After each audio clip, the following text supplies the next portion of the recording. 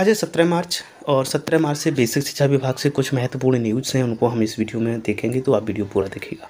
सबसे पहले इसमें न्यूज़ जो हम लेते हैं वो है एमडीएम परिवर्तन लागत रसोइया मानदेय फल वितरण मद में शासन द्वारा धनराशि भेजे जाने के उपरांत भी विद्यालयों को प्रेषित कर व्यय न किए जाने पर 45 जनपदों के बीएसए को कठोर चेतावनी जारी की गई है। तो इस संबंध में मध्याह्न भोजन प्राधिकरण उत्तर प्रदेश के द्वारा ये लेटर जारी किया गया और इस लेटर में साफ जिला बेसिक शिक्षा अधिकारी और ये समस्त जिले लिखे हैं जिनके लिए ये लेटर लिखा गया है और ये आदेश 16 मार्च को निकाला गया है। तो यहाँ पर औरैया, आजमगढ़, बदायूं, बागपत, बहराइच, बलिया, बलरामपुर, बाराबंकी, बरेली, बिजनौर, अमेठी, फतेहपुर, फिरोजाबाद, गौतम बुद्ध नगर, गाजियाबाद, गोंडा, हमीरपुर, हरदोई और हाथरस, जौनपुर, कन्नौज, कानपुर देहात, कानपुर नगर, कासगंज, कौशाम्बी, कुशीनगर, लखीमपुर खीरी, ललितपुर, मैनपुरी, मथुरा, मऊ, मेरठ, मुरादाबाद, प्रतापगढ़, रामपुर, सहारनपुर, संत कबीर नगर, शाहजहाँपुर, श्रावस्ती, सिद्धार्थनगर, सीतापुर, उन्नाव, वाराणसी, संभल और हापुड़ इतने जिलों के बीएसए के लिए आज लिखा गया है। तो इसमें साफ लिखा है कि मध्याह्न भोजन योजना के अंतर्गत विभिन्न मदों जैसे कि परिवर्तन लागत, रसोइया मानदेय, खाद्यान्न लागत तथा फल वितरण मद में शासन स्तर से समस्त वित्तीय स्वीकृतियों के सापेक्ष व्यय की समीक्षा सचिव बेसिक शिक्षा उत्तर प्रदेश शासन द्वारा दिनांक 15 मार्च 2022 को की गई।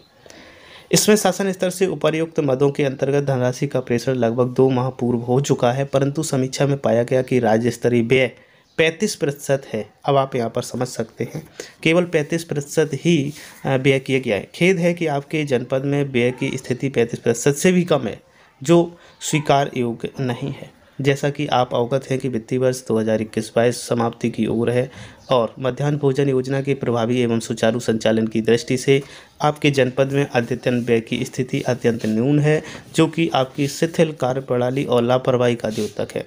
अतः आपको निर्देशित किया जाता है कि 22 मार्च 2022 तक योजना के अंतर्गत उपलब्ध कराई गई धनराशि का 100% आहरण कर समस्त मदों में व्यय करना सुनिश्चित करें।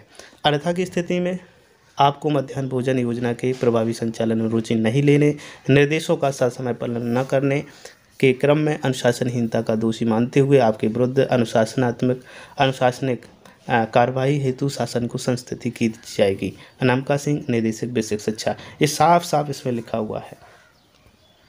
अब यहाँ पर हम देखते हैं कि जो रसोइया और अनुदेशक हैं उनका बढ़ा हुआ मानदेय कब तक मिलेगा। तो रसोइयों को नए सत्र से बढ़ा मानदेय मिलने की उम्मीद 27,546, अनुदेशकों का मानदेय 7,000 से 9,000 रुपये किया गया, लेकिन ये मिलेगा कब तक, इस बारे में अभी तक कोई सही इन्फॉर्मेशन नहीं है। तो यहाँ पर हम वही चीज़ देखेंगे। 3.78 लाख रसोइयों का मानदेय 1,500 से बढ़ाकर 2,000 रुपये हुआ। रसोइयों को साल में 2 साड़ी यूनिफॉर्म, रसोइयों को हेड कैप एप्रन का पैसा सीधे खाते में, रसोइयों को 5 लाख का स्वास्थ्य बीमा कवर।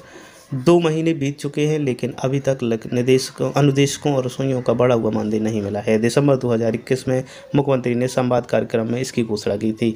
अनुदेशकों का मानदेय 2,000 और रसोइयों का मानदेय 500 रुपये बढ़ाया गया था। नए शैक्षिक सत्र से बढ़ा हुआ मानदेय मिलने की उम्मीद है। अब यहाँ पर हम बात करते हैं कि होली पर अब 3 दिन की अवकाश होगा। पहले ये 17 और 18 मार्च का अवकाश था, लेकिन ये सार्वजनिक अवकाश के तौर पर 19 मार्च को भी अवकाश घोषित किया गया है। इस संबंध में बेसिक शिक्षा विभाग की ओर से भी आदेश जारी कर दिया गया है। तो यहाँ पर ये हम आदेश देखेंगे। प्रेषक हैं सचिव बेसिक शिक्षा उत्तर प्रदेश प्रयागराज, सेवा में जिला बेसिक शिक्षा अधिकारी समस्त जनपद उत्तर प्रदेश। दिनांक 19 मार्च 2022 को होली पर्व का अवकाश घोषित किए जाने के संबंध में। तो यहाँ पर ये साफ किया गया है कि 19 तारीख को, जैसे कि 18 तारीख तक पहले ही था 17-18 का, लेकिन उसके साथ साथ 19 तारीख को भी होली का त्यौहार मनाया जाएगा। ऐसी स्थिति में नेगोशिएबल इंस्ट्रूमेंट एक्ट 1881 के अधीन दिनांक 19/3/2022 शनिवार को भी होली का सार्वजनिक अवकाश घोषित कर दिया गया है।